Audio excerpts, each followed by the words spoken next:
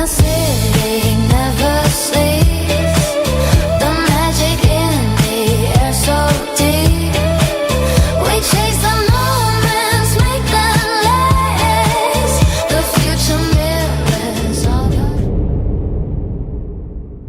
Welcome to the Icons Edit, the podcast where screen, style, and pop culture collide. I'm your host, Dawn Anna Williamson, and today's topic is a behemoth of the reality TV industry in the 2000s. It's one of the biggest shows that came out in that period. It is, of course, America's Next Top Model. And to talk about it, we have not one, but two special guests. We've got my regular special guest co-star, Julian Saul. I'm pretty much going to just be your co-host at some point because I'm back. This is like my second time back.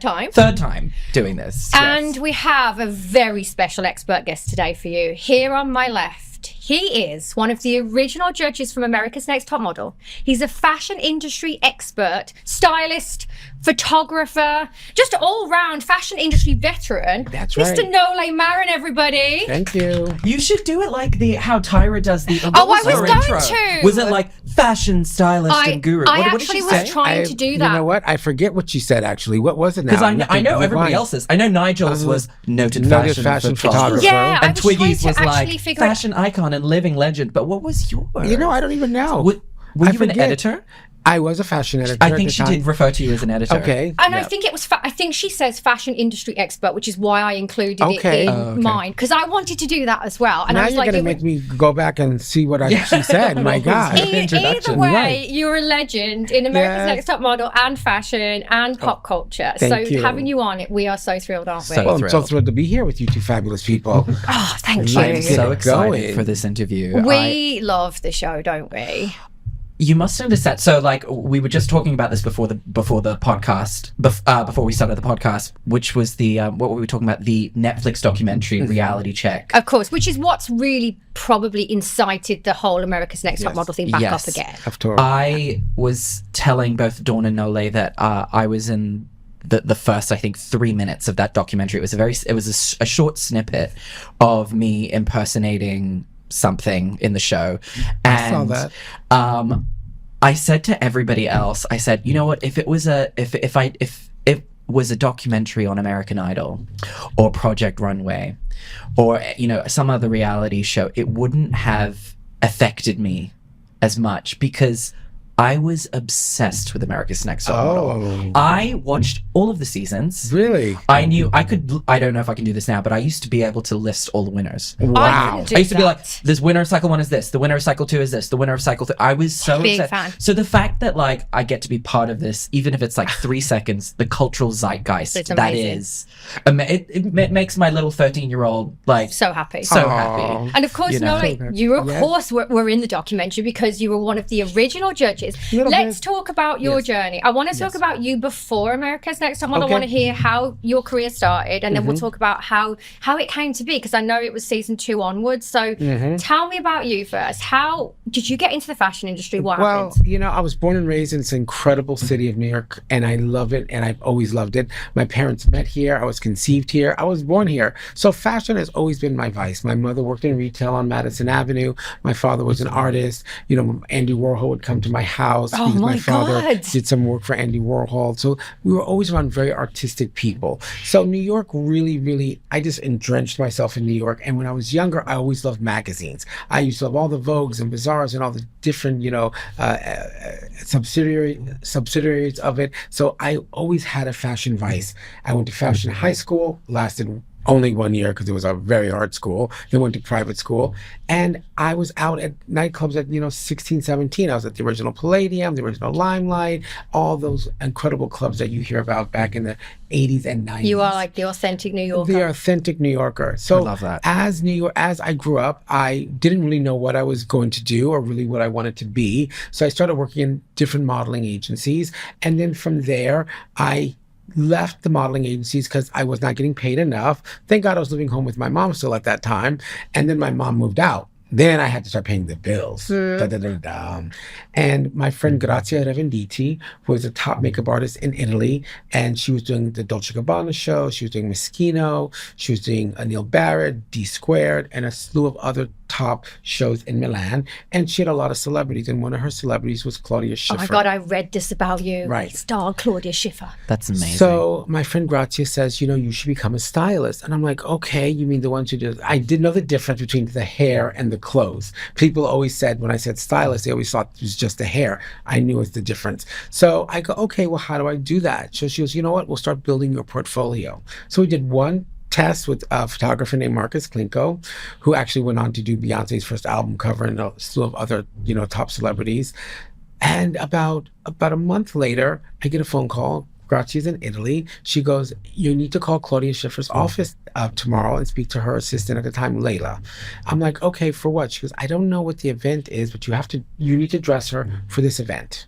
And you know what? It's free. But Nola, you need to do this because I think you can get in with Claudia. I mean, you'd do it for free for Claudia Schiffer, wouldn't you? To have that on your my resume. And I was styling not even a month. So I went to Fashion Cafe because Claudia had an office inside of Fashion Cafe. Do you remember that? You don't. He's too young, baby. Too young. He has no idea what we're I talking only just about. moved to New York last year. Oh, so Fashion Cafe was a long time ago. It was a long time ago, but we'll tell you about that later. So I went to the Fashion Cafe, met Layla. So she was, you're going to do something called the VH1 Fashion Awards. And I'm like, oh, I know what that is. Oh my God, this was one of the most iconic events. Do you know what that is? No. Oh my God. I'm such a virgin. The to, VH1 the fashion awards were like akin to the MTV Yes, music awards. But it was It was fashion and music, and it was fabulous. It was a huge event. Yes. So I go, all right. So then she gave me a letterhead, and she goes, if you have any problems, have them call my office. So at that point, I remember I said, I got to really turn this out because this is a great opportunity for me. I went to all the top designers from Versace to Dolce to Christian Dior, Alexander McQueen. I ended up putting her in a Jean Galliano, Christian Dior. It was a yellow kind of like Asian style. What year was this? 94. Galliano at Dior. 2004. That was to die for. Wait, oh my God, what year was it? 2000? No, was it 2004? Was it before Antm? Yeah, way would have no, been 94. Yeah, 94, sorry. yeah. Thank you. And I haven't even had a drink. 2004. Right. 1994. And I remember I put it in this yellow kind of like dress with a beautiful blue bow, like ribbon through it. Years later, Kim Kardashian wore it, but it didn't look anything like when Claudia Schiffer had it on. I would imagine not. And I put in these beautiful gold lame boots by Valentino, put these big orchids in her hair. And she invited me to go, since she didn't pay me, and she said I did such a good job, she'd like to invite me to the VH1 Fashion Awards. So you went to the VH1 Awards? With her in the limousine, and that was my first like red carpet experience. And I was like, wow, this is crazy, all the lights and cameras. And that's when red carpets were still kind of new and celebrities were really, getting out there. They were becoming, models were bigger than celebrities at that time. Of course, because we had the supermodels. Right. So we were in the era of the supermodel. And she was a supermodel. She was one of those top supermodels.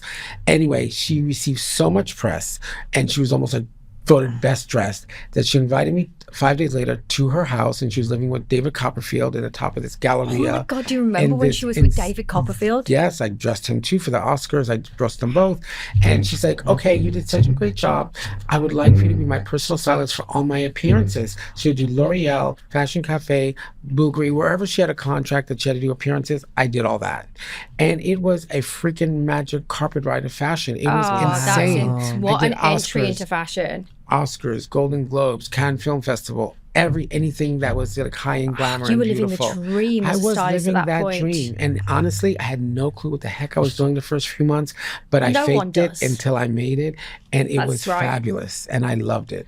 That is such what an amazing career. What a story of how you got into it. Now, how then did America's Next Top, how did it come about? Where did it come from? I met Jay Manuel on a trip in Jamaica, and I was dreading this trip because we trucked through, we went to like Kingston, we went from Kingston to Negril to Port Antonius, and he was the makeup artist. We did like 3 or 4 editorials, and he was only on half of the trip.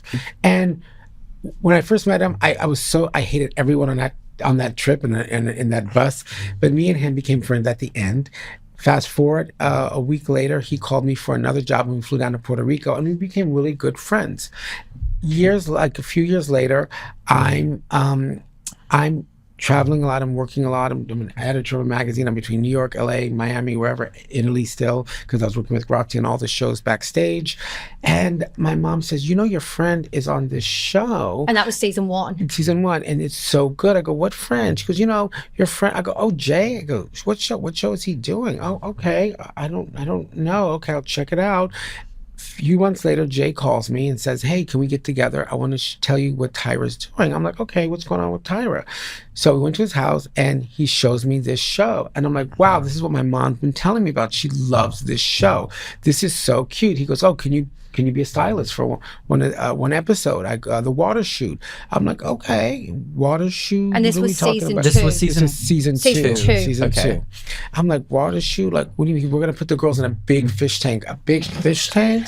Do you remember this? You know, so This show, oh my God. Okay, keep going. So I'm like, okay, and where's this fish tank? It was in Brooklyn. And Brooklyn back then was still not, it was not Brooklyn that we know now. You know what I'm trying to say? So it was like kind of sketchy. I'm like, do we go to Brooklyn? But I guess you need this big fish tank, because it was at an aquarium fish store. It's like an exotic fish. That was a shark tank, by the way.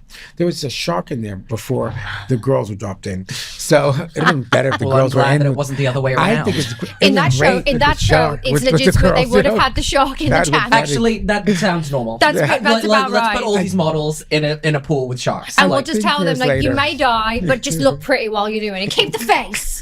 That's exactly what I'm not surprised. I'm like, you know what? That would have been a thing on the show. I think that happened years later after I left. It got that. Oh, yeah. Oh, we're going to get to that, because after you left, it went whack. Like, there was Well, stuff that went, what the hell's Okay. happening? So then I remember I said, okay, well then it had to have all, you know, chiffon clothes because it needed to float in the water. So we were out there like at 5 a.m, and I remember like, oh my God, here we are. Oh wow, that is a big fish tank. So and they pulled the shark out, and I think I saw them pull the shark out, and then they put it somewhere else, and then we had to set up the rack and everything. And then I had to meet the girls. So you have to imagine, I come from a very high-end fashion world. I'm hanging out with Claudia Schiffer. I'm on red carpets with her, you know, in the back, or we were in front or whatever. And I was backstage at all the top shows in Europe. So I saw top models, you know, I really worked with them. I saw them. So meeting the girls for the first time was like, You were like, what's happening? Did they not seem like models to you? they didn't seem like models right away. They didn't, you know, because they were quite fresh, weren't they? They were fresh. They weren't as tall. They weren't as maybe as lean. They were very pretty. They were like these pretty girls next door. So I knew immediately, okay, these are the commercial girls. They're not doing the high fashion girls. Okay, but they're commercial Right. girls, but those commercial girls made tons of money. Sometimes those commercial girls made more than sometimes the high fashion models back then. But now the high fashion model is a commercial high fashion model. Right, You know, same thing. They mix it all together now. But back then, it was very distinctive. Yeah, you know, Commercial you're models, yep. runway models. Yeah. Exactly. There's a three part of the modeling world, but now it's all one. So I remember we did the shoot, and I was just like, I remember just being like, okay, just be your natural self. And I was, you know, funny, and I always had a quick tongue back in the day, still have a quick tongue. And I did my OTFs, and then they said, you know, just say what you want to say and be funny and, you know, make it a little bit more over the top. So I did. And I guess I was so funny, and I had all these things called sound bites, which I didn't realize what sound bites were at Right. the time. And they go, oh my God, you're so funny. Can you judge in 3 days? I'm like, judge? Yeah, and like, oh, go to the panel and judge. And this you know? was still season 2? Season 2. Wow. So you were a guest judge So I was on a season 2? guest judge, and they go, oh, can you bring your dog? I'm like, yeah, okay, I'll bring the Empress Minnie. And then that's the first time I met Janice, and Nigel was there, and I'm the one who helped Nigel get on the show, because Nigel was my model back in the day. Of course he in was. Omar. He's so gorgeous. Oh my gosh, he's a beautiful man. I met him in 2010. Did you really? I did, yeah. He came and did his book launch. I was managing Selfridges. I was the personal shopping manager at Selfridges, and he came and launched his book. Okay, I did the wonderful. photo out last night. I look weird, but he looks cute.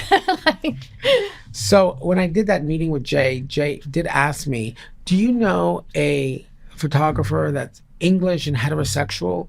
And I said, well, Nigel, you know, I work with him a lot because I was an editor of a magazine, for a men's magazine, and he was shooting for me. So I said, I'll set up the meeting. We set up a meeting at Jay's house, and then Jay presented Nigel to Tyra. So and you were the producer. dot connector. I was the dot connector. You yeah. essentially got Nigel the job on the Yes, show. I did. That's fab. big. See, this Yeah. is the information I wanted to see in that documentary. Yeah. And I feel like for me watching it again, I'm like, I kept hearing the same information over, but I wanted, I'm so glad we have you on Yeah. here, because those are like the things that are so interesting to me. That's, you introduced Nigel to that, you know what I mean? Yes. And then also what I'm hearing is that Jay Manuel was very heavily involved with very orchestrating the show, He is what was I'm hearing. extremely, at the time I was on, looking at the documentary on Netflix, you can see things had changed after I left, but he was extremely involved. I mean, she Very really relevant. counted on him for almost everything when it came to that part of the photo shoots and the creative vision of everything. No wonder he was so gutted when she just stopped speaking to him. Like that just Oh, yeah, no, I can see why that would hit so much harder. Yeah, that's definitely like when I watched the documentary, I was like, yeah, okay, Tyra does not look good in this at all. Yeah, she didn't come across great. I'm so happy that you're here and that I can talk to you, because actually the very first season or cycle of America's Next Top Model that I watched Yes. when I was a little boy in Hong Kong, and it was on cable TV, was cycle 4. Oh, cycle 4. It was, That the my very last- first one that I watched. That was my last season. And I think that my family, like I had 3 older sisters, so I think that they do remember watching season 1, 2, and 3. But I don't, I think because I was too But young. you went back and watched them afterwards. Yes, I did. Yeah. But I think that for me, cycle 4 was just so incredibly iconic. And you do realize, Nole, that you were basically sitting in the room when it happened, the most iconic moment of television, the most dramatic moment of television. Are we talking Tiffany? We know exactly what we're talking about. We're talking about when Tyra yelled at Tiffany, but I Yes. think that because they opened that with the documentary, I know. they opened it with that Yes. scene. That, I gotta say, is probably the most dramatic moment of reality television in the early 2000s ever. I think yeah, I agree. 100%. Do you remember what it felt like in that moment? You watched history being made. You were there in the room when it happened. I was. Actually, there are moments. I mean, I do remember a lot of the judging moments and little other things. Of course, it was over 20 years ago. Yeah, It's it's a freaking long time ago. shocking. I remember her getting up, and I remember, we had to sit there and have to be very quiet, back then. And there was there air conditioning? I don't think you had air conditioning. No, they would have turned it off for the filming. It's like ridiculously hot. So we're sitting 'Cause there. the I'm in my lights and suit, everything, yeah. Oh my God, I think I'm going to pass out. I'm saying to myself, we got to, God, I hope this doesn't go too long. Because the judging used to go 10 to 13 hours. Are When you I was serious? Oh my insane. God!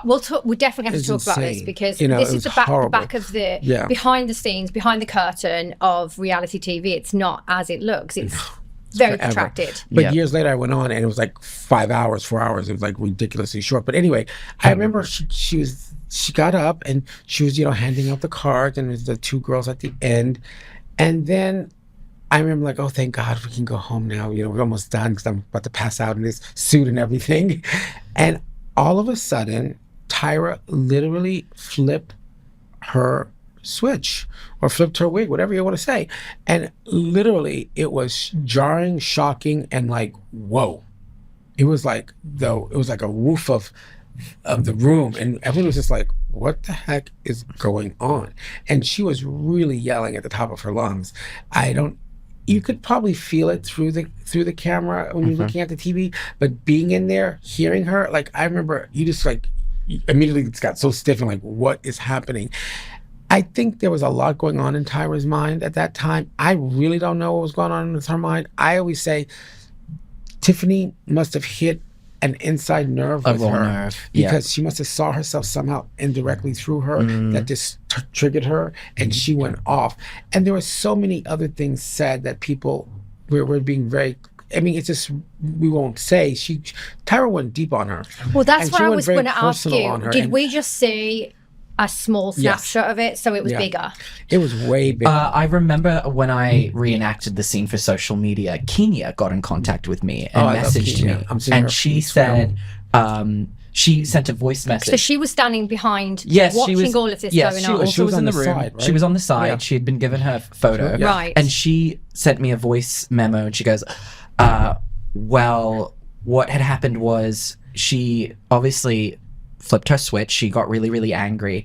And actually, there was a lot There's a lot more. that they cut out. But was it stuff that we needed to know? Was the context, or was it just But more also, crazy ranting? I did say, so I know the scene off by heart really well. I can recite it. Okay, let's right? see. No, I'm not going to. But in the next episode when they do a flashback of like all the girls are like, oh, yeah, no, Tyra really got angry. Tyra goes, which is not what you see in the episode before. Right. She goes, be quiet, Tiffany, be quiet. But Right. actually, in the next episode where they do the flashback, you see Tyra go, be quiet. So they obviously did cut actually a huge chunk of it out. Right. Kenya then voice memoed. She said, so after that all happened, they went to this back green room or whatever where they sat and waited, and they could hear the editors downstairs going like rewinding it and going back. They were already editing on site.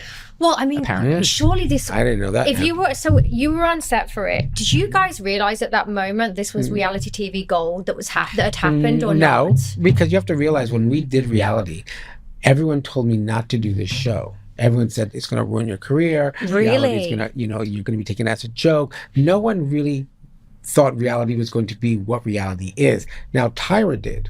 And I remember I sat right next to her and she goes, this is going nowhere. Reality is going to be the next big thing. It's cheap to produce. People love it. And it's going to take over. Right. So Tyra knew. She was, and she was right. very smart She was about actually that. right. And she was very hands-on in every part of that show. So if she said things in the documentary that she didn't know, I mean, that's not, Sorry. Oh, I was just gonna say I have to ask you about when it came to the producing side of things. When it at panel, you and the judges, when it came time to eliminate one of the girls, did you actually get a say in it, or was that all producers? No, we had a say in it. Oh, you We did? And Okay. we did deliberate. We and sometimes there was a tie. Really? Yeah, there were. And there was a few ties. And we did deliberate and we did make our choice. Sometimes Was it with Ken as well? Was Ken involved in that at all? Or was it just Tyra and you He would guys? come over to the desk and say, so is this what you guys want? And or did you choose that? I chose that person, yes. And, Okay, so he was, but he wasn't trying to say this has to be the outcome No. for each thing. Not on my cycles, no.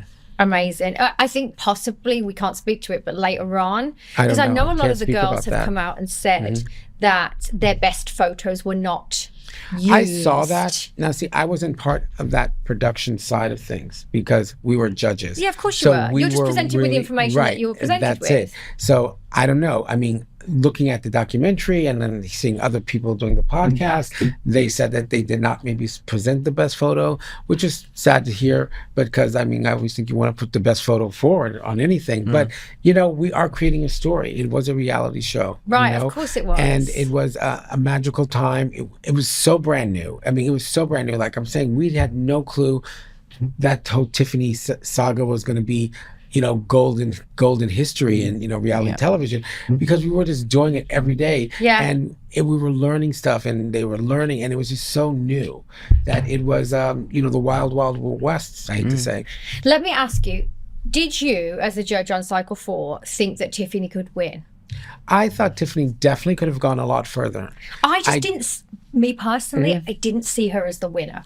Tyra's reaction was a little surprising to me because I'm like, I don't know. She just, for me, I think just Tyra was like, I mean, it's so memeable, but she screams, I was rooting for you. We were all, Right. I actually do And think that's that why I'm Tyra asking was you. rooting we for were her. rooting for her Yeah. because we knew she had a little bit of a back end story, like Rags to financially, riches. rags Right. to riches. Yeah. I don't even know if it was riches at that time. But Just it was, like this idea of taking someone Right. that was Oh, quite, got you. Mhm. underprivileged Right. in life and actually giving her this opportunity to, Right. I can understand Tyra's perspective of why that, I mean, I don't think it justifies her losing her shit and going absolutely. crazy at Because her, it- but I it understand where the pain it didn't comes come from. out of a vacuum, but it was a little bit over the top, right? It was,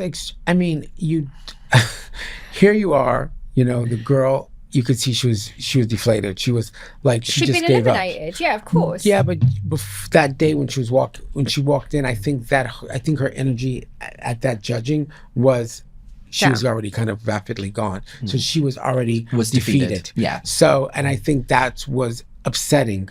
And we could see that. And yes, she could have definitely gone further. I don't know how much further, but she definitely could have gone further. And she definitely had that lean, high fashion body, and she was a beautiful girl. So I think Tyra was like, why are you giving up when I'm giving you a second opportunity? And you could have gone further when you have so much at risk that you could help bring to back home. And that's the part that really not went over the line, that thank God it was not aired. She really went in to this girl personally and started saying personal things in front of all of us, which is not really that nice. It's not cool. And also Tyra looked, I always think of the outfit and the hair that she had at that moment. And the tube top that she was wearing. She was wearing this awful midi tube. The tube dress, sorry. It really was not a great look for her. No. It's a tube midi dress with pointy toe pumps. And then she had that very like momsy hair at that point. Like she had some fabulous outfits, but that wasn't one of them. So when she's standing and she's going crazy, it's also like confusing because it just does it. It's a little jarring because you're like, I don't know. I don't know what it is about I the whole... always find it really, looking back, and I still watch sometimes America's Next Top Model episodes from like 20 years ago. It's so interesting that they put Tyra literally on a pedestal. Like they have her on a platform. Oh, she was on a platform, absolutely. Was she on a platform? Or the panel was raised. The panel was raised. Yes, the panel was raised. But like you look at her, she's looking down at these girls as she's giving them the photos. And she's like, you're still in the running. And they're looking up at her. Like she's on this like deity, like this godly level. It was we were raised up on a pedestal. The panel was raised. The panel was raised, yeah. Okay, so I want to talk a little bit about Janice Dickinson because the great part about having you on here is, for me, your era was the best. And that's me saying that genuinely. Season 3 was my favorite season of all the episodes. We'll talk about that in a bit. That was crazy. It was so good. That was so crazy. And Janice was also on in your era too. So she was on, I think it was a five cycles. She was She was in the first season.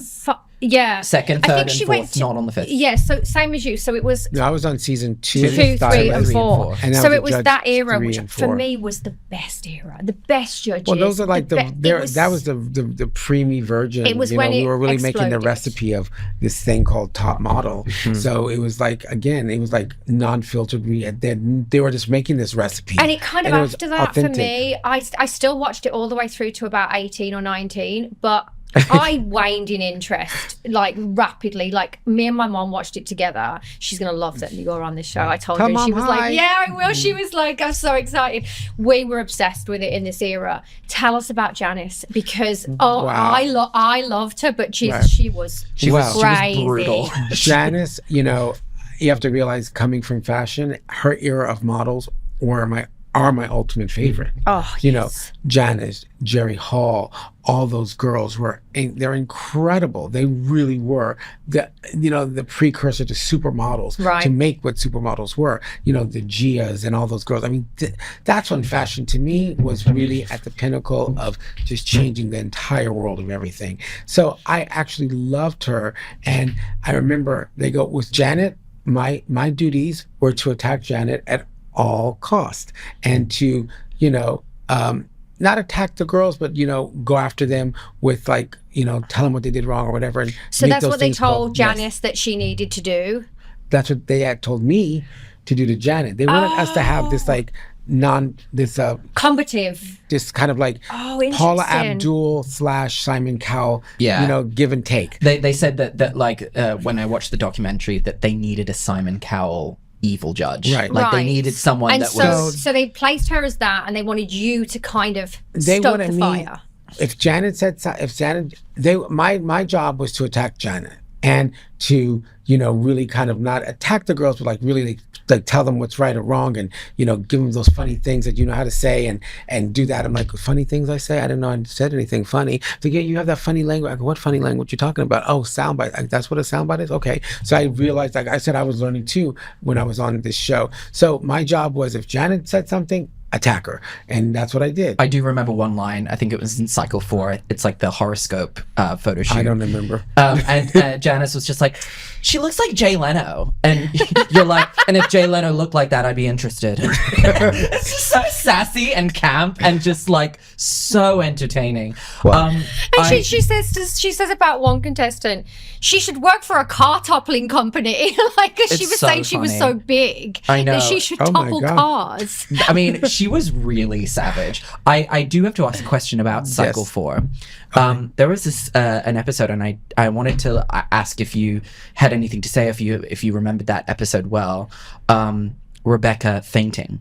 Oh God. Do yeah. you remember the fainting episode? And do you remember remember what And that. she happened? just goes Yeah. like Because I this. remember your face. You're like Right. behind the I panel. Like you remember- were so Well, because I shocked. saw her falling. And Yeah. I saw her eyes roll back in her head. Her is eyes she did roll is back. Is Is she, she is like- she gonna pass out? I'm saying. So yeah, and she said that her weave saved her life because she didn't crack her head open because of the The weave. weave was so big. That is hilarious. Because that girl just went went- straight back. It was even- hard. She didn't bend. She didn't crumple. No. She just went straight And back. it was a very loud thump. Oh, I So, remember it. yeah. Like hearing it bang on Because the floor. you see, it was so hot in there. And so when It that was so happens, hot. they keep the cameras rolling. But Yes. then what? People just come running and Well, they didn't want. The producers ran over to her. They called, A&T, and they called, for people to come and help her, and she basically was dehydrated because it was very hot, like I said, in the judging room. Yeah. But and this they has been going did on feed for them. 12, 13 hours Well, at times. 10, 12, 13 hours. Sometimes I think the longest we ever did was like 14 and a half hours, which is Whoa. insane. So I think, did we run over to see her? I think they wanted us to stay back so that she can have her air in the room and get everything together. But it was very scary to see that because I thought maybe she had a heart attack and just dropped dead. Because it was like, I've never seen anybody faint before. No. So I was like, wow, what was that? It was Yes. very scary. And if you think about like weddings, people Wedding? fainting at Oh. weddings because they're standing up, they don't really drink water and they're just constant, and they might be a bit nervous and it might be really hot. Like people Yeah. always, it doesn't surprise me. and she was that quite a nervy girl, that one, But as well. also, She like, was these sort of are a models. timid character. they're probably not eating that much, right? Right. And so they're Well, like these beautiful thin models. You put Yes. them in a room with a lot of lighting, not much water, and they're constantly standing up. It doesn't surprise me that one just No, I mean, every fainted. time at a backstage at a fashion show, there's one girl, one guy is about to faint. Always. And, always. So you always have to be careful. Did with you that. ever visit the house, the model house? No, I was not allowed to visit the model house. Just wondering, because sometimes people went in, did like little No, segments. Janet did, I think. Yeah. I did not. I never got to visit the model house. I just wondered no. what a shithole it was. Um, like was- if it was a complete trash heap I don't in know. there. I did Canada's Next Top Model with Jay Manuel. I didn't know that. Oh, you guys I gotta did watch know that. How was show. Canada's- how was that? Fabulous, because we had so much fun because we got total creative control. I was the J of the show. He was the Tyra of the show. So I did all the creatives and did all the photo shoots. It's on YouTube, so you guys can Oh, Google amazing. it. Canada's Next Top And this Model. is after, a couple of years after. This was after I left. So this is probably like 4 or 5 years after So I you left. left in around 2005-ish, 2006 maybe? Before Twiggy Five. came in. Yeah, before Twiggy came in. Yes. Yeah. Yeah, okay. Yeah. 2004, I think. 2005, something like Yeah. that. Sounds right. Yes. And in terms of the other judges, did you have a good relationship with them? How'd you get on with them? Who was your faves? Well, Nigel was my model back in the day, so we were friends Isn't before. he just So the nicest? lovely. But he's the Great. nicest person ever. He's like great. he calls everyone I mate. also He like always how calls because everyone they mate. they say this in the documentary how they had to get like a straight white Right. man. They did. to And but he, the thing is, he like, really fitted that but profile. but also just like there's no judgment. There's no like I assume that, just calm and but like being like Jay Manuel, Miss J, like he has such a good relationship with them. Oh, Like yeah, he really he's does care wonderful. for them. He's a nice guy. There's no like weird straight man he's just a vibes classic from British him. guy. He's just like, a really nice, he genuine calls guy. everyone mate. He's just a Yeah, but he's he's a nice a person. model. Yeah. They're all open and fabulous like that. And he's just a great guy too. So Yeah. So on your panel, it was always Janice, you, Tyra, and Nigel, right? It was Janice, Nigel, Tyra, me, and the guest judge. and the guest judge. Mm-hmm. So I was looking at that because I forgot there was always a guest. Always a judge. guest judge. Because on the incident with Tiffany, there's a guy and I don't know who he is, and forget he's just who sitting it there like, was. what the fuck He's is happening bald. right now? Yeah, he's Yes. I forget. I don't know who bald. Yeah, it was. no, I only ever remember the I judges. remember with Rebecca, it was our friend Sandy Bass who sat next to us there. Oh, it was Boris Coach. Was it Boris Coach? It might have been. I don't Wait, know. he's married to an actress from Sex and the City, the relaunch. His wife is the one who plays Lisa. the one with the dreads. No, No, the Lisa beautiful. Todd Wexley, I'm thinking. Yeah. Yeah. She was a producer. Oh. Okay, maybe. That's her husband. And Tyra used to date him Oh, interesting. before her. That's not a gossip. Did It was no- We're gonna reel it out. I'll take that. What, so I feel like a lot of people that were invited onto the show were connections of Tyra's, right? So she I was think Jay brought in a reaching lot of out people. and Jay.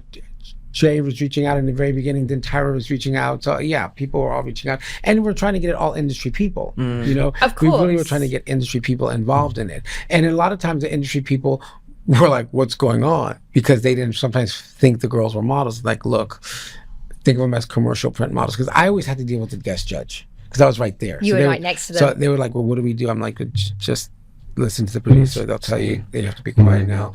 And then they're like, well, what girl do you like? I go, well, I think this girl's great.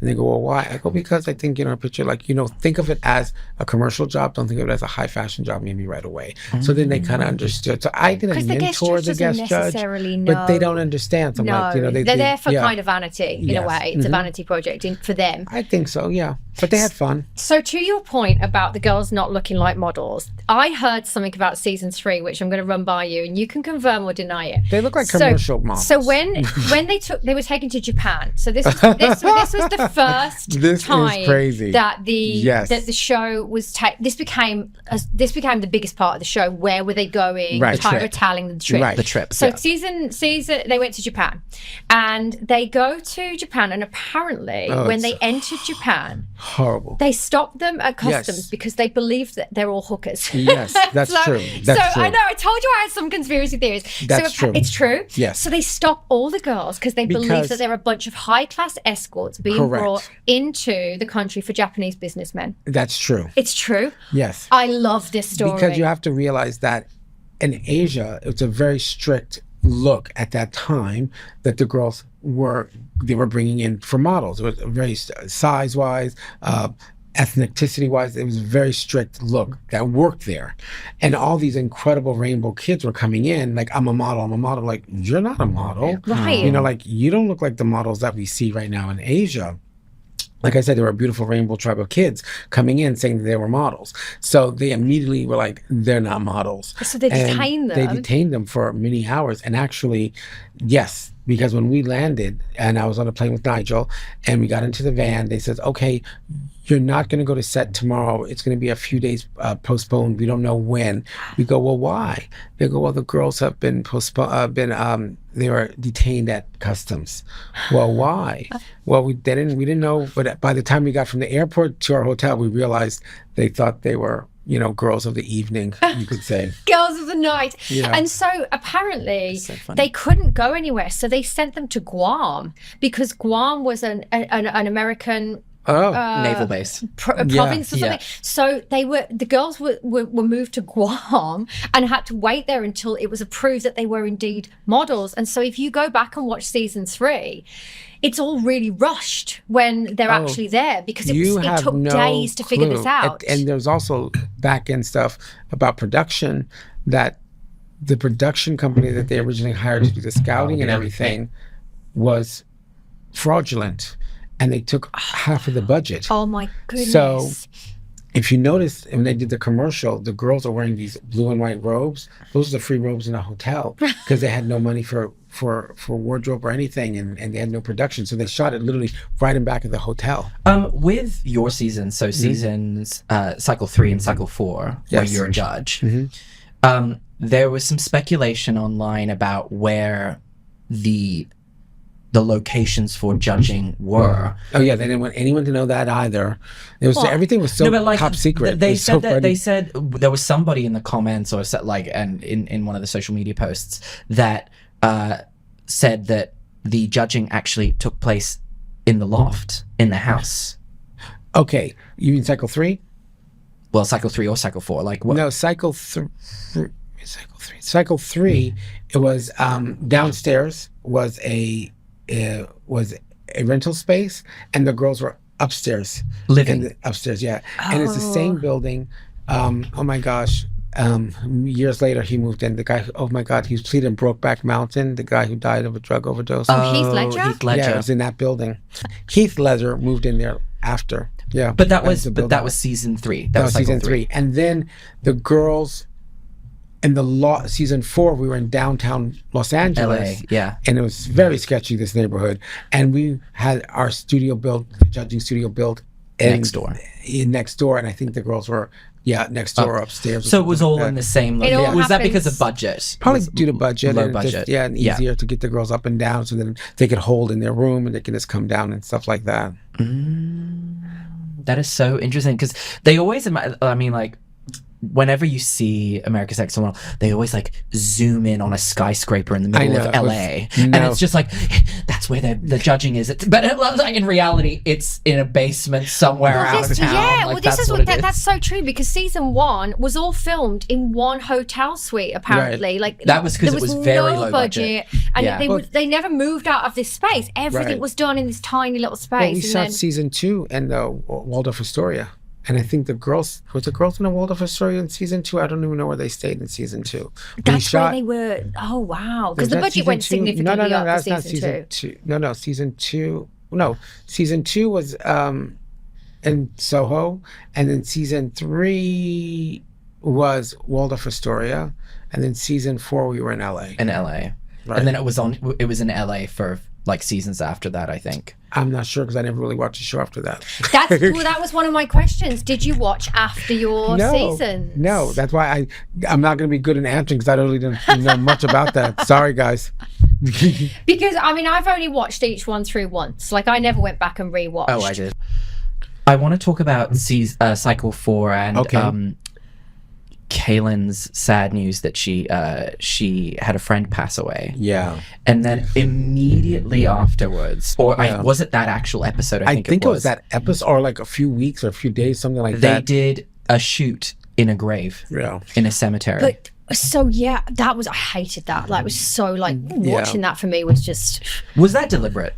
That's got to have been deliberate. I'm going to be honest with you. I never, at the time as a judge, I didn't think it was. But looking back and seeing these documentaries and seeing the way these girls are talking, it really does seem like it was deliberate, But when I was a judge, I didn't see it like that. But it's just too close for comfort.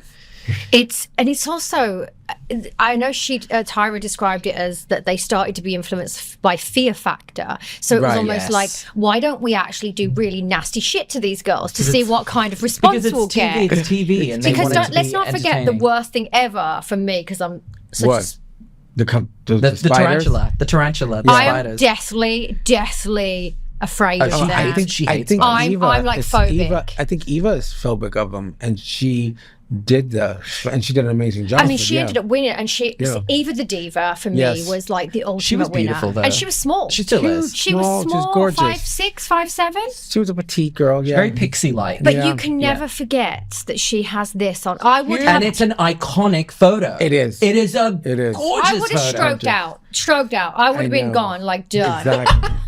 But can you imagine if we had a spider on our face? I would have freaked out too. No, I would. Who's the model that had the yellow snake around her? And she's like, Jesus. I could have done a snake. A snake I could do.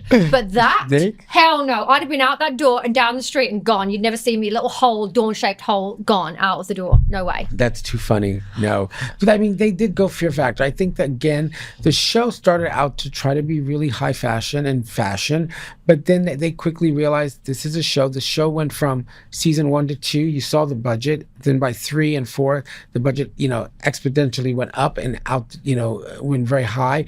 And they were a hit show. They had to keep up, with what they've done. And they kept having to raise the bar. Right. That the bar was raised so high. It was so crazy that, what are we doing now? Right. And, thank God, I guess I did leave when I left because I hear at the end there, it was insane. Well, can I ask, did you choose to leave? It's very public knowledge what happened, or I told people what happened. They asked me to they wanted me to join Jay's side and go and go on as a stylist. So I think they wanted to try to build that part of the show with like me maybe styling the girls, see if the girls can fit in the clothes, do things like that. They were extremely cheap, and I'm very strong to say they were. They gave me $3,000 for the 13 girls to style. That's and insane. I go, That's not That's nothing. enough That's money. actually, I'm a Nothing. costume designer and stylist too, and that is peanuts. And as everyone knows, I did season 2 out of pocket, almost $12,000. Yeah, They 'cause you never did it for- paid me. right. No. They told me to invoice them. And the water shoot, they said to invoice me, and we'll pay you back. Like, and clients always did that. They paid, 4 weeks, 6 weeks, 8 weeks, sometimes a little bit more, but a good client always pays within, 4 to 6 weeks. So I go, okay. Then they said, you're so funny, please come to Italy. But you know what? Can you upfront your ticket, all your travel, all your expenses, Oh, wow. and pay me back? I mean, and And they invoice had us, the and they'll money pay in me season back. 2. They were Right. They Is this were, when you they said, were a huge like budget. you were on set with Shandy? I think in the documentary. Was that Italy? Yes. Yes, So and- like I flew in all Oh, those the Shandy clothes. thing, yeah. I flew myself to Wanna talk about Italy. I flew myself to Italy. I paid for my hotel. I stayed in the exact hotel they said. It's all out of pocket. All out of pocket. 22 years ago, That's a lot it of was money. $11,000, $12,000 is a lot of money, So I did invoice them like they asked me at the end of the season, 3 days from returning from it. And I'm the one who brought Dean and Dan were friends of mine because remember I was working in Italy with my friend Grazia Revenditi, and I was working backstage because she was heading the hair and makeup team, and I would organize all the models. That's how I got to know all the models, because I was organizing backstage with all the models. So I said Dean and Dan can do the show. They wanted a top designer. So I'll call one of my friends. and Dean they're and Dan did fabulous. it. I'm a big and fan. they were amazing. And their collection's awesome too. So basically came back to New York, and 3 days later, I handed in my invoice to production.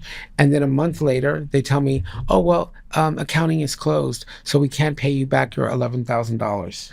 And like I told another interview, I don't care if it came from Jay's budget and it was expensed and it was over. Tyra should have came out of her own pocket. Oh, Yes, she had it enough. should She had have. more than You enough see what I'm money trying to say? pay for that. Because she knew that I went out of my way to help build that show, bring in the right designers, and you asked me to travel, so that I paid to be on season 2. So what happened was, then they asked me to come on to season 3, and I did not. They wanted me to join the cast of pre-panel to choose the girls. The pre-show. What do you call Yeah. it? Oh, like the very first episode. yeah, pre-selection, yeah. And Yeah. my contract was not organized, and it was 3 months of BS back and forth, and they were not getting back to my lawyer. So I said, my lawyer's like, 3 days, 4 days, 24 hours, 10 hours before I'm supposed to leave. She goes, if you get on that plane, they may do the same thing to you again. So guess what? I did not get on that plane. I go, it's not worth me paying to be on a show. Absolutely. I was already making great money. I was living an incredible life. I was traveling, having a fabulous time. And I remember Ken Mock called me screaming like a lunatic, nastiest person ever. He was literally, Wow. he was like, I always say he was like a venom, cyclone crazy person, and spewing horrible things at me. And I remember saying, this man is freaking crazy. Crazy. You heard what I said, crazy. He's crazy. Ken And Mock is he was crazy. like Lucifer. I mean, he was horrible. Wow. And then I was like, well, F that. What's that about? They're so nasty. And he's known to be a nasty person, so it's nothing that I'm not saying Right, that of people course. don't know. Wow. So then a month later or so, they offered me a contract to be a judge, and that's how I got to be a judge. So fast forward, they then asked me to go back to the production side to style. And I'm like, $3,000 to style 13 girls correctly. And this is where I say, I didn't realize they never cared about the fashion. The show was not about Right, but fashion you see, in any way. Right, Like, but- there was even in the big photo shoots, it just wasn't No. fashion. That's where I made the mistake. And I will say that then, because I thought they wanted fashion. If I knew that they didn't care about the fashion, I'd have been like, $3,000 is still not enough money, but I probably could do something on the cheesier side, but I would not really want to do that. Yeah. I really wanted to try to bring in the big designers. I mean, look, I brought in Dean and Dan. I had the John Galliano. These are the kind of designers that I was trying to work with. You legendary. know what I'm trying to say? So I said, with $3,000, I'm going to bite into my episodic rate. And I may make no money, or I may make a little bit of money. But not It's worth it. the hassle. So I said, no, if you cannot give me $6,000 per episode, and every other episode scale it down, and then we could make it work. And they said no. And then I said, then we can't do this. Bye. Because Kenya said in the documentary she couldn't use any of the photos that were taken because no model agency was interested No. because Yeah. they were overly accessorized, over makeup, And the makeup was just crazy. And like to your point, the fashion wasn't on point. It wasn't Right. high fashion. Well, so see, no one was really looking at them. It was being television like, modeling. It was That's what it was. absolutely. Yeah. And you see, I was so drenched in fashion. I really wanted to try to bring in fashion. And I got, in my mind, I was trying to bring fashion. They didn't want it. So like I said, if I were rewound the time, $3,000. Well, they don't really care about real fashion, maybe. Not for $3,000. You couldn't even go to H&M and get like a bunch of clothes for however many. No. So you're right. But maybe back then you could have at H&M, Just but about. it's just what I didn't want. If I'm saying I'm the stylist, I really wanted to bring style. Yeah, you I wanted wanted to bring in elegance and grace and bring high fashion high to fashion, it. Yeah, to exactly. it. So I was thinking high fashion. They were thinking, I'm thinking filet mignon. They're thinking, peanut butter and jelly. Isn't it crazy as people that Love watch that. the show, we thought it was this amazing, huge, glossy production, but the more we hear about it, it really wasn't. It was almost like done out of a transit van, like a shoestring kind of production, you know what I mean? Where everyone's just kind of like, here's a little bit of money, but let's try and make this. And it now seems like one of what was the biggest show on television at the time was actually managed really not in a big budget way. Oh no, I don't think because I think it was reality television, so they really didn't have, and they were on, not to be rude, they were on CW. So did they really have a big budget? Probably not. And they just were a hit though. It was the final choice as well. They said this in the documentary that they went to CBS and NBC, like they went to all of these like big channels, and then the last on the pecking order was UPN. CW. Was UPN. Oh, but UPN, sorry. became CW. Correct. Yeah. And they went, so they did UPN and they gave them a shot. Right. And then it turned out to be really successful. I mean, it was so, and that's, I want to ask you, Nole, do you feel like being on the show helped your career or hindered your career? I think in the very beginning, I never thought it would hinder my career. And I don't think it did hinder my career because I thought that I got tremendous recognition, street recognition. I mean, kids were running up to me on the street when we were in the middle of Shinagawa in Japan. I remember was it Nigel? It was Nigel, his wife, Jay, and I think we were at the hairdresser Danilo, and we just came from doing a little shopping spree, and all of a sudden we hear these girls screaming. We're like, what's that? And we turn around and go, why are these young girls running in like little school outfits? And Jay goes, oh my gosh, the show is airing in Asia. And they all recognize us and they like kind of mobbed us. And we're like, wow, what's going on here? because it was such an international show. I mean, I was in Hong Kong when I watched Was it 180 million viewers worldwide at the peak, I think? Oh, like insane amount of views. Yeah. Weekly viewers because That's it was streamed insane. in It was so a many huge countries. international show. Yeah, and Tyra made tremendous money off the back end. Like I remember, that's what it was all about is, the production side of things, exec production, the creator. She made so much money off that show, which was good, and she did, look, she's Tyra Banks. She was an incredible supermodel. No one should ever take that away from her. She was a beautiful girl. She is a beautiful woman. She did create something that is iconic. We're still talking about it 20-some years later. Absolutely. I mean, this is insane. This is all true. I still get recognized 20-some years later, and I was on 2.5 episodes. But So you it's were wild. I think it's because you were on there in the heyday of it. I really do. So you guys think that's the heyday of it? I do personally. I think that I think that it should have stopped by 6 or 7. I would say season 1 to 10 were the best seasons. Probably. After season 10, it was just It went not rapidly downhill. and they do mention this in the documentary how like Tyra was really trying to revitalize the show and was trying that she brought men in and then short girls and then the British invasion she just tried to do anything that she could to keep it fresh and running, and it should have just finished. They did 2 seasons a year? They did 2 seasons a year. That's insane. It's Like, insane. that's Was that from season 1 onwards? So it was, did you do 2 in a year? I did 2 seasons a year on my Okay, so episode. you did. Mhm. I mean, the turnover was huge. And the thing is as well, can anyone really name, apart from 2 that I can think of, models who won it, who went on to have massive success? Yes, I can. Okay, let's hear. How many? Jaslene Gonzalez from Cycle 8. I but don't that was know who that after is, you. though. You said she went on to become. No, we're talking about I- people who went on to be really, I don't know who she is.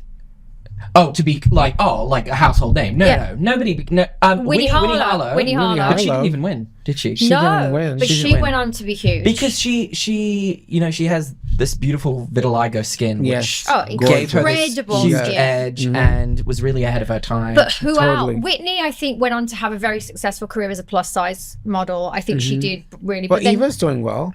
and Eva's doing well. And but then how many more people? first runner-up is doing very well from Eva.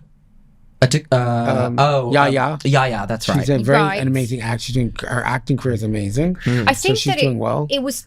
They did not become America's Next Top Model, though.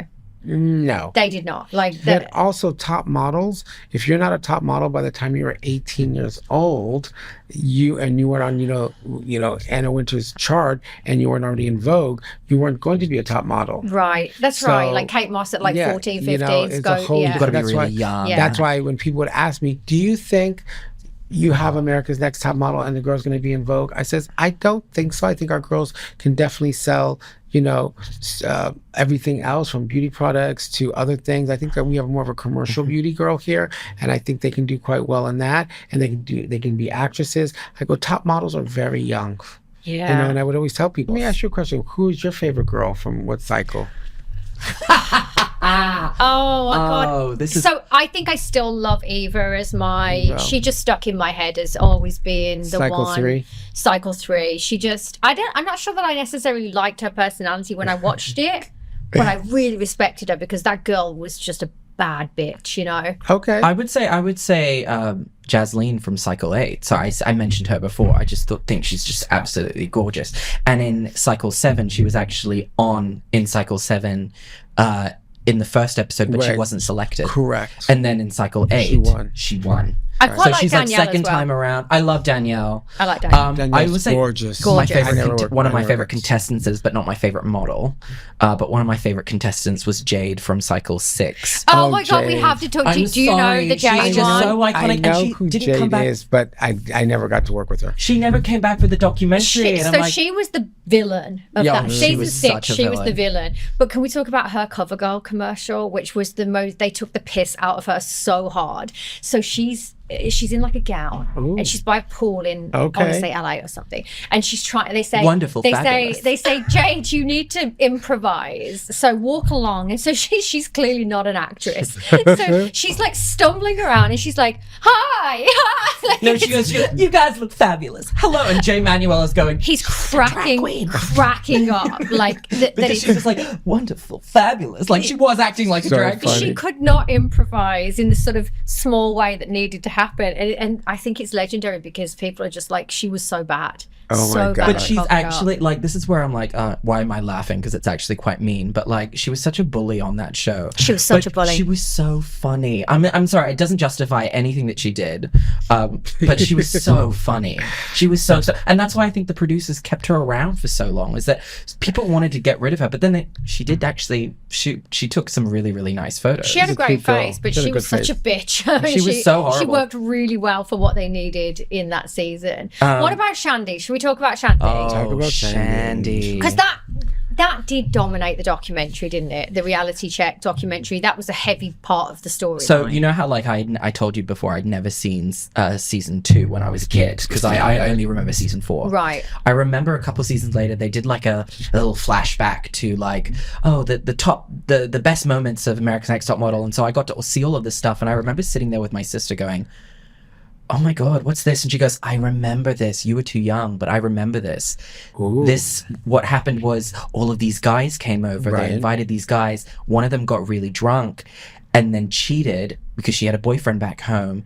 And then she, on the show, on air, she had to call her boyfriend and say, I did something really bad. And he's like, tell me what you did. Tell me what the you whole did. thing is so it's awful. And I just like the music. I know. They dramatize it. I remember going, this is the most shocking thing. It's Yeah. the worst thing that I've ever there's seen. many parts to this, but Nala, were you there? Because you were in Yes, I Italy, was right? This there. happened in Italy. And I remember that they were going to invite the boys over to see what's going to happen. so And you knew that it was not a setup, but it was almost like if we put a load of hot girls and a lot of hot guys in an apartment together, what will occur? Correct. Right. And that happens when you know, in model apartments and stuff in like normal that. life. And, you know, normal life, no matter where the models are. And I remember someone saying, and I remember when I did the documentary for Netflix, I couldn't remember everything. And then after I did, I'm like, oh, I do remember that. So there were talks about someone's having sex in the house, and it was Shandy. And I remember I worked with her the next day. We were in Lake Como, and they're doing that nude shoot. I think they were together. And she was very upset that day. Wow. But she pulled through, and she did an incredible job on that shoot. Yeah. She could have potentially won that season if she'd have stayed, because she left, right? I feel bad because in the documentary she talks about being like, you know, she went back home after finishing, and people like would stop her on the street and be like, whore, slut. Wow. Because they just knew her as the girl that cheated Right. on her boyfriend. But do you That's not so feel sad. like It is in really the sad. documentary they kind of made it sound like she was assaulted, in the sense that she was passed out? assaulted though, because Yeah.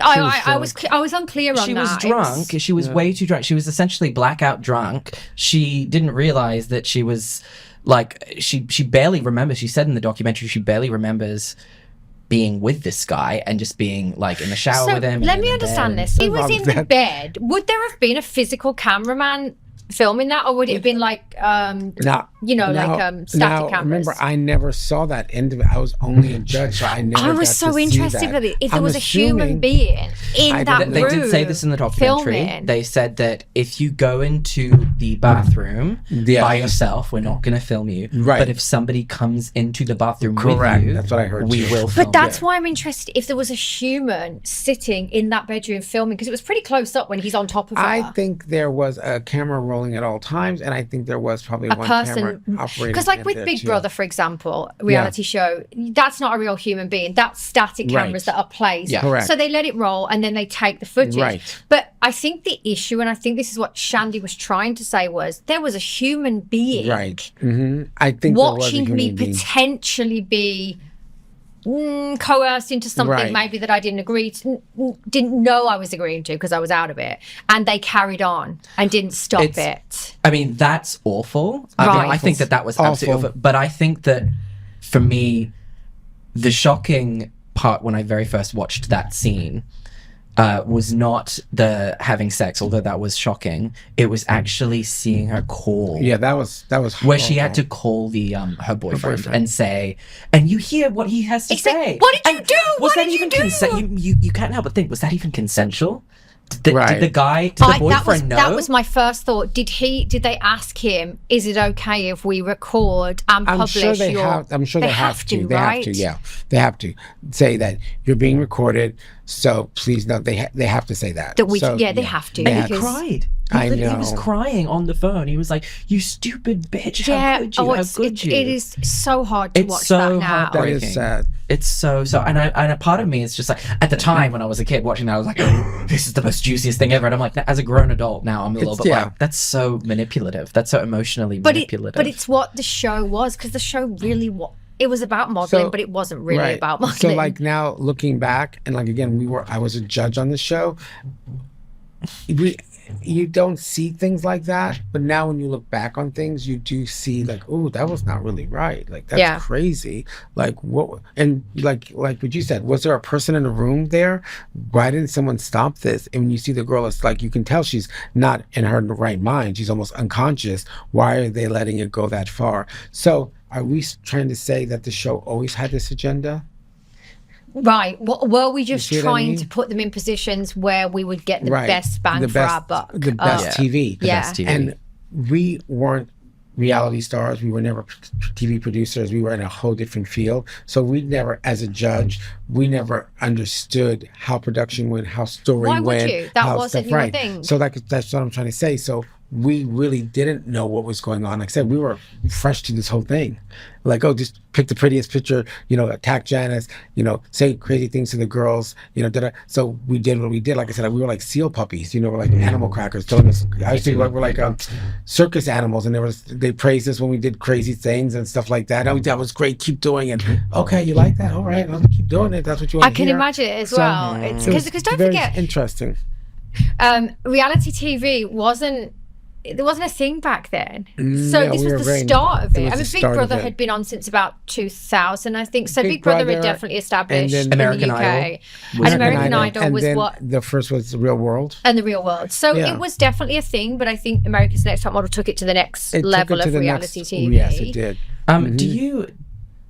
Are you still in contact with Tyra? No, I haven't spoken to her in years. Years. Mhm.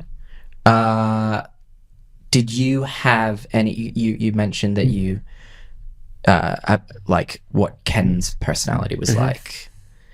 Was Tyra friendly to you? Did Very friendly. Very friendly. And she was immediately let me into that inner circle with her, and she was very friendly. And she was a beautiful woman outside of all her glam. When she just had on t-shirt and jeans and her hair in cornrows, she was unbelievably gorgeous. I mean, she is stunning, gorgeous. stunning. Very friendly, very down to earth. And do you think she owes like an apology or maybe give more of an explanation to more of an extent than she did in the documentary at all? Or? I think, I can't speak for her, but I think if she wanted to try to clarify these things, she should have maybe given a more of a stronger answer, of a delivery of what really went on. And maybe, look, people make mistakes. I was trying to keep up the show. I was trying to keep the ratings up. I was kept chasing, just kept chasing that top show thing that she was trying to do. Again, she's accomplished so much. She did not need to do much more. She could have left on, like you said, after season 10 and Because did in other the end, things. they actually got rid of her on, I think it was cycle 22. It was like the second to last Second one. to last. Yeah. They actually said, sorry, no, thank you, and then brought Rita Ora in to host it. And that didn't make any sense either. I mean, I thought that Tyra in the documentary, I'm on the fence about her because I do agree with you. I think that she was a trailblazer. She was. For this show. Well, she came up with the that whole concept. She came up with the whole concept. She But did amazing. there is She, I mean, there's the story that maybe someone else did and she took the credit for it. It just got interesting. It just got interesting. No, but I when I watched the documentary, I was a little bit disappointed because I felt that she came off as quite, I'm going to say this word and it's not a nice word. I thought she came off as quite fake. A little I bit thought in you were the going to say something way worse than that. No. I thought you were going hard in on maybe. I just like the constant like the plastering on of the smile is like, I didn't. Jay's a really good guy. I was like, come on. Like, you haven't even reached... You didn't even go and visit Miss J when, he was in the hospital and, had stroke. And I was just... She just seemed... it just seemed so fake. But don't to you me, think a little Tyra bit. fancies herself as an actress? Like, she really thinks she's a terrible great actress. actress. I think she I know. fancies herself as everything. I mean, Yeah. she's one of these people that, wants to try to accomplish everything. And that's the one thing. She's always chasing something. Yeah. And sometimes they're not even realistic. And then she has an ice cream. What does she have involved with ice cream? I mean, she's From been what I knew, exiled. She's in She Australia. lives in Australia now. But when I knew her, exiled. I thought she had she was allergic. She couldn't eat ice cream. She had like celiac disease. Oh, that's- from what I thought. And now that's she's eating ice cream, but maybe crazy. I'm wrong. And she was an actress. Then she was doing a single. She's had a makeup line. She had the model world. She's always creating something. Like sometimes it's good to be known for one or two things. Yeah, you're She right. said that she wants to be known for ice cream. Now Somebody she asked her wants to that be on known it. ice cream? Now she wants to be That's known for so stupid. It's like, if That's you so could, like, what's ridiculous. your legacy going to be? And she goes, that I made the best ice cream. I'm like, Oh, yeah, she's a Exactly. regular old Haagen-Dazs. You know what I mean? Like, That is what? funny. That's Yeah. so stupid. no, but it's not just any ice cream. Right. It's hot ice cream. Right. Wait, And what is hot ice wait a cream? I know, it minute. doesn't make any sense. She makes hot ice She cream. makes, it's like the world's first hot ice cream. That's what And she's... I don't know. Okay, She's we don't she even lives have in enough Sydney. time. Like, my sister has been to her store. My sister lives We in don't Is the even have ice enough cream time. good? close to Sydney.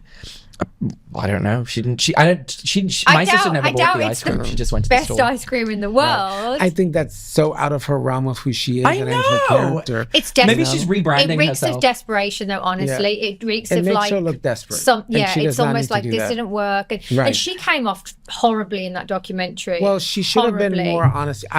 She was very proud, and I think we were all proud of her being a beautiful woman of color, being a beautiful supermodel. She was a producer. She was involved heavily in all of it.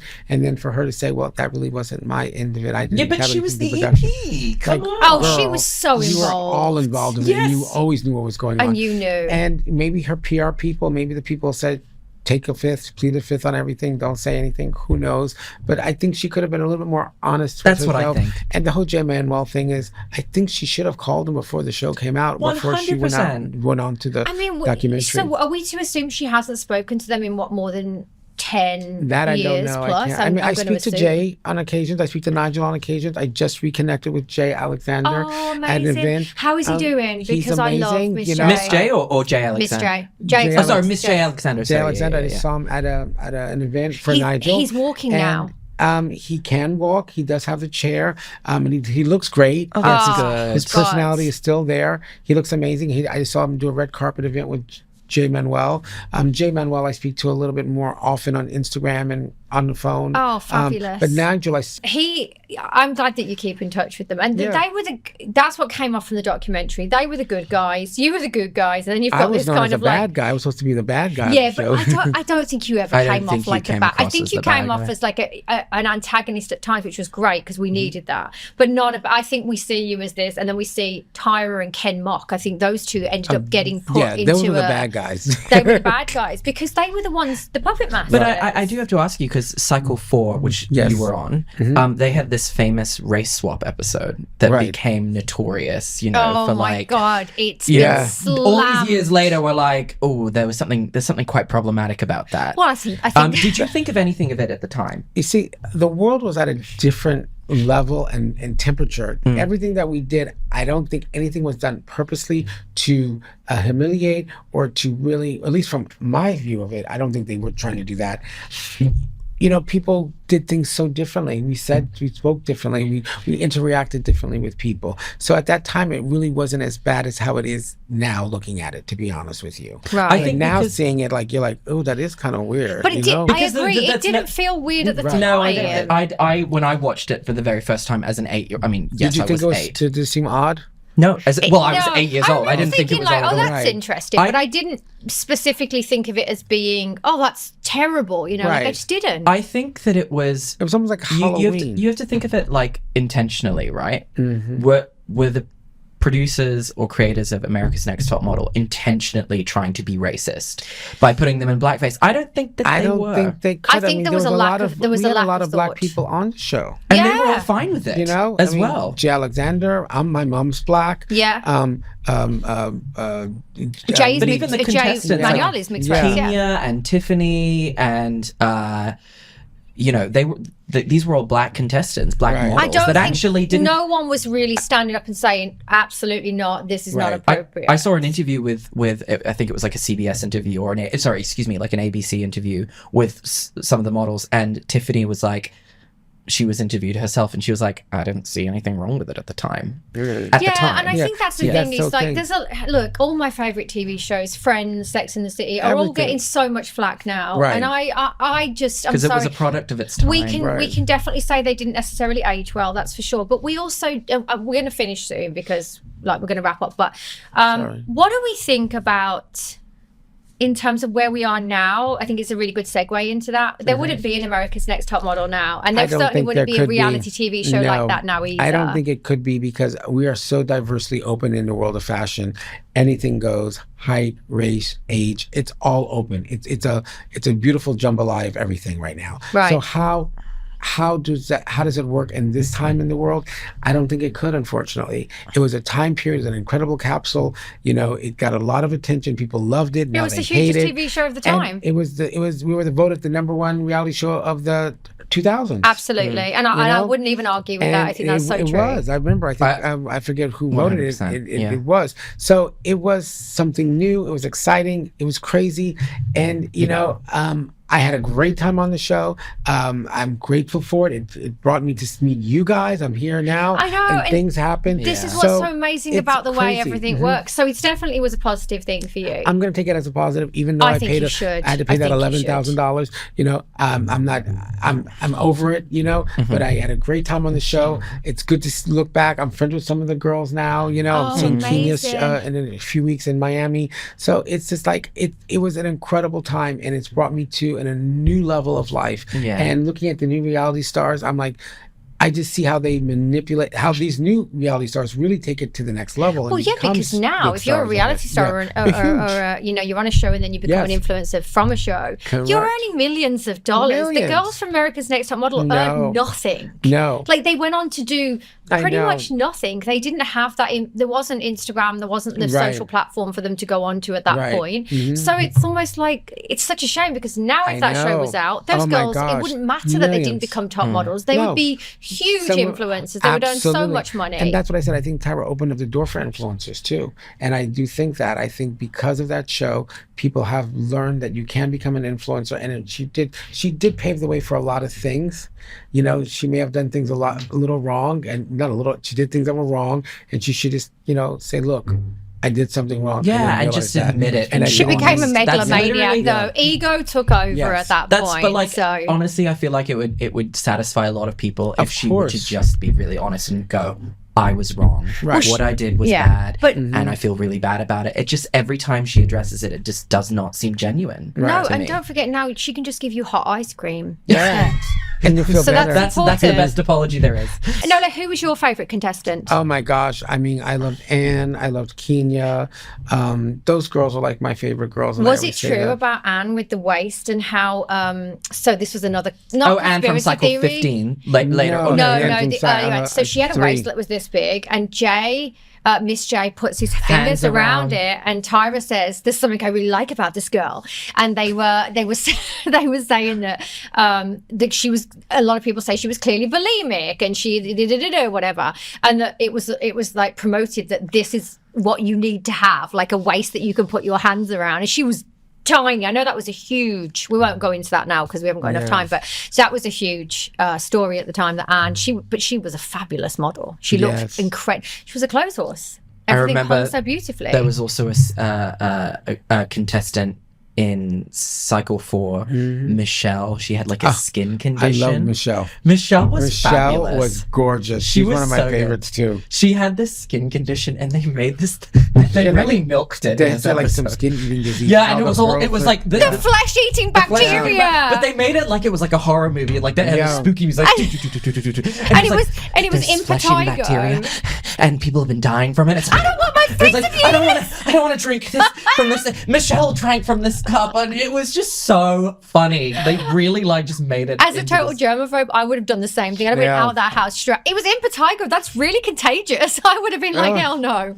Yes. But this is why I want to say to you that I truly believe that your seasons were the most iconic, because honestly, those are the ones, those moments where you go, remember that. I mean, again, I just couldn't pick the seasons 10 to 20 out of a lineup. I just don't remember those cycles. Circling back to like Tiffany, I mean, that is the most iconic moment of like reality television show in the early 2000s, and you were there in the room. Like the fact that I'm sitting across from you, and I'm like, that's literally, it's quotable, it's memeable. Like me and my friends, we will frequently go to each other. I was rooting for you. We were all rooting for you. How dare you? And I'm like, you were there when it happened. I love that. Thank you for bringing us so much joy, because and my mom too, because she, you know, my mom, she loves the show, and we really did enjoy it. Thank you guys. When me and Julia met you last year, how excited were we? Well, we had, it's still in my fridge. We had the sheet of paper. I have that paper. The VIP, the VIP list, and we all like we were like, all right, who's who in this crowd? Nola's here. Oh my god, we have to find him. Maron's here. here. I know him. And then we asked who's Andrew. Yeah. And Andrew was just like, oh yeah, no, he's here. Yeah, he's just And here. we were like, can we meet him? so excited. Andrew. But that You guys are So awesome. we definitely, it's been such a pleasure having you here because Pleasure you are being with you truly an guys. expert on this Oh, subject. thank you, And guys. I hope you'll come back at some point. Of You're always course. welcome here. Well, thank you. I love you guys. You guys are fabulous. Thank And you. Stay tuned, everyone. Stay tuned stay because tuned. we have so much more to come on the Icons Edit. And the only thing I have left to say is Wait, sorry, you go. you two are still in the running to becoming America's Next Top Model. Why did she say it so fast? America's Next Top Model. One little tiny thing before we Yes. leave. You mentioned that it wasn't her idea. Oh, wait, what is he No. doing? It's like out of left field. Well, she grew up with someone, and supposedly it was her best friend who created the idea. Or This is the scoop you know, right here. That's This the is- scoop. and there was- See, look what we there did at the end something- there. There was also something in London called model behavior. There was. And she kind of took that idea, told the guy about it. He kind of wrote up I think he kind of created the pilot, or created the entire concept of it, and then gave it to her. So that's what I heard, and I heard that she had to pay him off. That's what we all heard. But you didn't hear You got all the scoop right here, Dawn. That's it. That's how we needed to end this podcast. Thank heard you it. both of you so much. It was Thank such you. a delight. We could have Thanks, talked Dawn. about this for hours. Guys, join us next time for another iconic episode of the Icons Edit.